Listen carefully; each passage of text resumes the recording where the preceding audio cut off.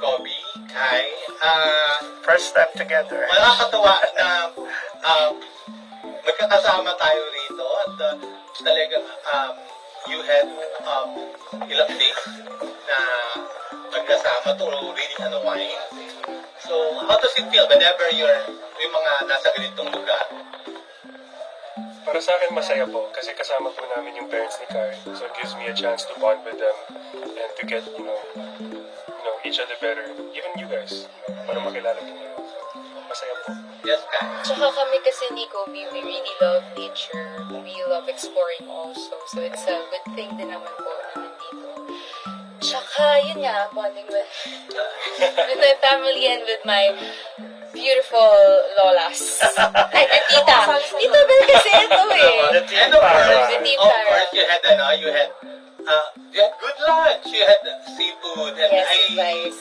I was, sobrang natuwa ako kay Kobe because he's really so fond of crabs. Yeah. Ang galing niya On the way po dun sa tinanong ko siya, gutom ka ba? Sabi niya, hindi. Pero pagdating dun, inubos niya po yung nag-aagawan sila nila mama. Tsaka ni Tita Bel ng crabs. Inaagawan po si mama ng crab. Nagutom mo. So Kobe, saan mo nakuha yung ang galing mo pala maghimay ng crabs? Sa sa lola ko po, tsaka sa papa ko. Kasi mahilig po kami kumain. Even my mom, mahilig din siya kumain. So, just growing up po, nakikita ko lang po sa kanila kung paano talaga kumain ng seafood. Sa hilig lang po talaga. Mahilig lang talaga ako sa Filipino. At masarap pag nakakamay. Sobrang sarap po. Tsaka may pawis para May asim. May dagdag na asim. wala nang sausawa. So, anong mga plano niyong gawin while here? You will enjoy the Quezon province, Infanta, to be specific. Beach. Pero bago po yan, syempre, celebrate muna natin ang birthday ni Vice. Tama. And then, tomorrow, magbe-beach kami, dahil isa po itong island boy. And, yeah, just explore around the beach po. With us. With all of you. Hindi ko na nga po maantay na mag-swimsuit kayo. Ikaw, Kobe, Swim. how much do you like yung mga ganito? Yung go to the beach and then you'll go island hopping. It's my favorite thing to do. Especially having a chance to get away from the busy city in Manila. So I really love getting away and taking time to relax and just like what Kai said, to enjoy nature as well. So, does this vacation nagiging mas special ba itong vacation na to because Kailin is with you? Yeah, I can say that. Why? Wow. Why daw? Why? It's gonna be basically our first time or second time by the beach. So it's gonna be interesting to do activities this time. Kasi yung first time po namin sa China when we shot for Mobile Legends. Pero umuulan po so we didn't get a chance to really swim. So this is our first time.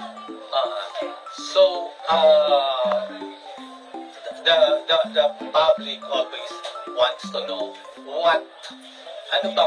what's the real score? Score 3 points. Let's go.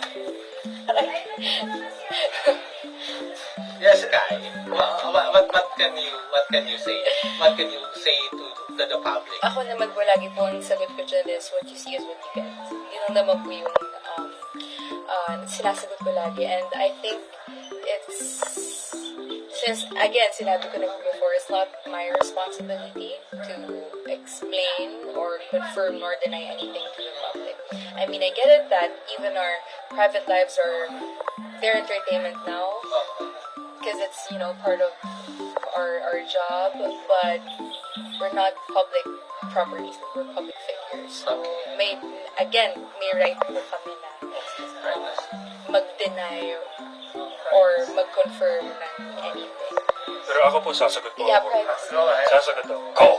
Meron akong famous quote online na yun. So we're just friends. We're just friends. But you're very comfortable with each other now compared before. Very good friends. And Kobe, you're also very comfortable now with the people around Kaylin. Yeah. Growing up, my dad and kuya ko nga, and my mom were in the spotlight, showbiz. So I've been around. So yun lang. So, yung having the people around Kaylin with you, ano ba yon? Parang, Feeling ko nga mas sumisikat ako na yun eh, dahil kay Kaylin. Do you feel that? Hindi, joke lang. Pero marami what really, what endears, ano ba yung nakaka-endear kay Kaylin sa'yo? I said it in a lot of my interviews. Her fire and her passion for her work, her ambitiousness, it's close to none. It's very nice seeing a girl boss doing her thing and taking care of her family and providing for her family. Not a lot of people do that. I don't really have a lot of friends who provide for their family or have the pressure to take care of their family. So it makes me happy and it makes me very proud na ganun po siya na tao. And when it comes to her ugali, Masama po. Ano, masama po to. Sa camera lang talaga makita. Joke lang. Joke lang. Aray. Kasi diba sa work mo, ganyan ka talaga. Kontrabida. So, Wala lang. well, Ganun ka. okay. Hindi, joke lang. Di ba pag mga kaibigan, meron din terms of endearment. Kayo, kaibigan. Good friends, actually. friends. Friends. Franny. Okay, and what endears Kaylin to you physically? Ano po? Physically, what do you like most about her?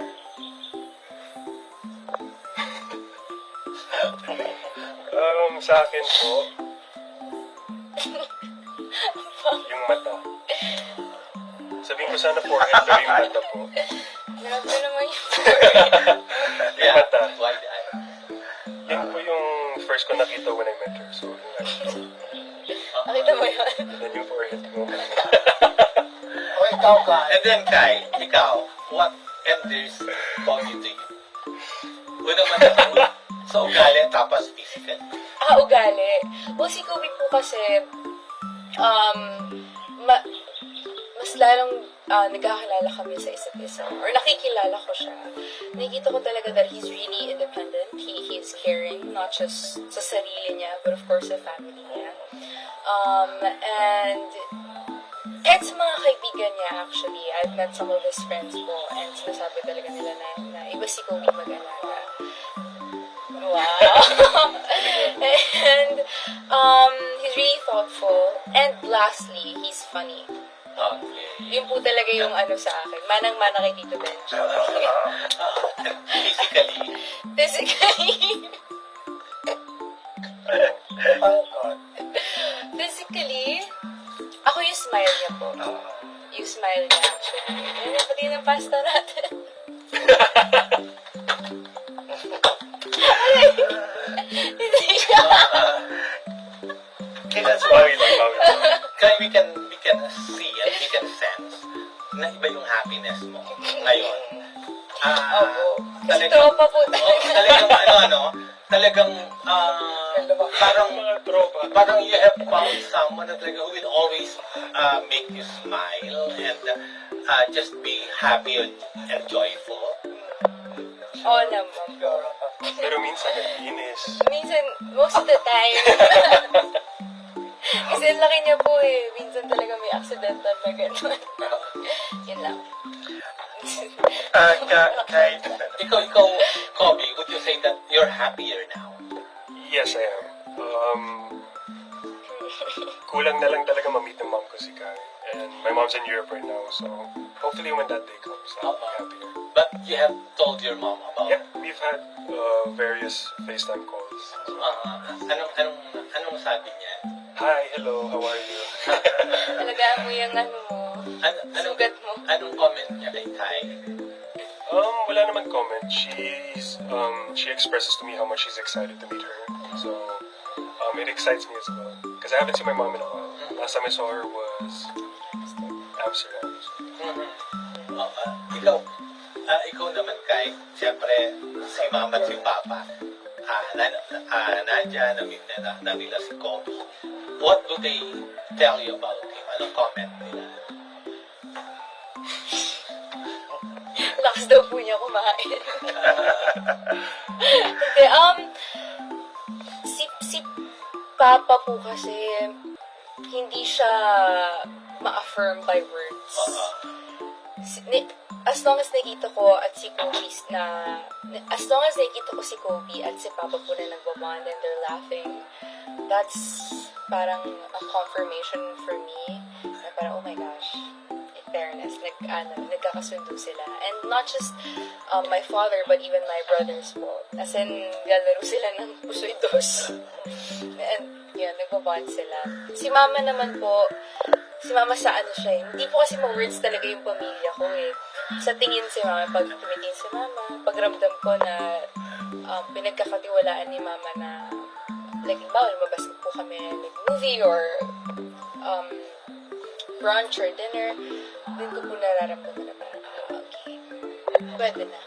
Kobe and Kai from China to New York have been together and some provincial togetherness. So, ano yung mga best discoveries nyo sa may mga red flags ba? Or Flex lang. all green flags ba lahat and all?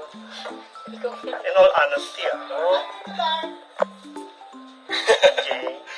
Yung sa akin, doon ko talaga nakita na matakot talaga si Kai. Doon sobrang saya ko kasi sobrang hili ko rin kumain eh. So yeah, matakot siya. Red flag daw. Red flag. Nagagalit siya pag di ako nagsashare ng pagkain. Sa akin yan eh, ba't mo ko ng pagkain? Hindi naman siya sa New York. Yeah. Yun lang. Ikaw, Kai. Ano pa? Si Kobe Green, red flag muna tayo. Ang red flag ni Kobe, indecisive. Ako lagi pinapapili niya. So parang ako, ikaw naman. Green flag, parang wala. Char. Yung ugali niya po. It's a green flag all in all. Napakalingi niya, di ba? Hindi oh. Sobra. Okay. And Kai, magkakaroon ng bagong time slot ng Shiny. And congratulations, ang taas. Anong oras po? Magiging na siya, 3:20. Hindi ko alam seryoso. Magiging 3:20 na siya. Let's go.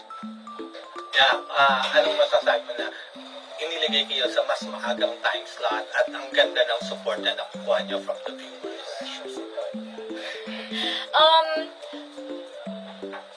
I'm very thankful po. Siyempre, kahit anong time slot naman po talaga, sabi nga namin buong cast, kahit anong time slot, okay kami. As long as magustuhan ng ating mga kapuso yung pinapanood nila, yung storya namin, that's good enough na po para sa amin. And yun po, we feel really blessed and almost every time na nag-hit po kami ng mataas na rating, si Tita Connie po talaga, nagsishare siya ng prayer for all of us para mas makontinue pa po yung pagtaas ng ratings kasi napakaganda po talaga ng material namin. At babalik na kayo sa pagtitaping ulit? Yes, after po nitong vacation, balik na po sa pagtitaping. Nakaka-excite na po. But it's sad also because it's gonna be our last 2 days sa pagtitaping po. It's sad. Kasi ngayon, dahil October na po ngayon, a year na po kami nagsushoot. Pero candidate daw kayo for extension. So, ibig sabihin, Actually? more taping days. Yan kasi ni Joanna. Wow, hindi si Tita Connie, si Kate, si Michael, si Paul, si Miss Orbis, si Miss Light, Sir Wendell, So, and all that. Kobe, nakikita mo si Joanna. Opo. So, how do you find Kaylin? Bilang si Kung Joanna. patapusin mo yung patapusin mo yung question, oo. Yeah. How do you find Kaylin as Joanna? Very, very interesting. Yung kilala kong Kailin, yung mabait, very down to earth. very friendly. So yung napanood ko po yung Shining Inheritance, dun po talaga ako nagulat. Kasi iba yung, ano niya eh, kontrabida siya eh. So, Ibang-iba. Ibang-iba. Sobrang nakaka-proud. Tsaka nakakatakot din. Kaya nakaka-proud. Kaya ito, pwede mong sagutin, pwede rin hindi. Huwag ka nang mag-comment. Yung tungkol sa issue ng pag-unfollow, anong mo doon? What's your take on that issue? Ako po, ayoko po muna siyang pag-usapan. And because I think it's a private thing po na dapat sa private lang siya mapag-uusapan. Or I-resolve. at i-resolve po. Yeah. Ayun. Basta, ikaw naman, Kobe, always supporting. Yes po. Doon lang po ako. So you're still open naman for friendships, di ba? Oh, Whether, naman po. Of course, of course. Ayun. Okay. So, Invite. ano na lang tayo, Kai, ng Shining. Okay. Sama ka. Sige. Gusto ko For is- Joanna. Ayun mga kapuso, sana po panoorin niyo pa rin po ang Shiny Inheritance dahil patindi na po na patindi ang aming bardagulan ni Ina. And syempre gusto rin po namin magpasalamat ni Kobe sa lahat ng sumuporta sa Mobile Legends Miss Legends series. Kumusta na yung Kobe? Okay naman po. Sobrang saya. First time ko mag-act in a while, so medyo hiyang-hiya ako nung buong shoot kasi kasama ko doon. Pro na pro. Do you want to see, would you be willing na, since nag-act ka sa dito sa Mobile Legends, ikaw ba open ka rin ba to do some acting projects on screen? Yung papa ko po, he's been pitching ideas. Nakasama kuya ko ako to a lot of companies. So, I feel like if I was given a chance to act again, it would be for my dad. Ayun. At si Kai naman ang mag-support. Opo naman. Okay. ako yung hirit lang. How do you feel yung friendship nyo, yung tandem nyo? Talagang it's getting a lot of positive responses from the public. Talagang maraming kinikilig and all. So, how do you feel about it? Actually po kami ni Kobe, we don't have any idea kung ano pong nangyayari sa social media world. Kasi isa po din sa natutunan ko kay Kobe is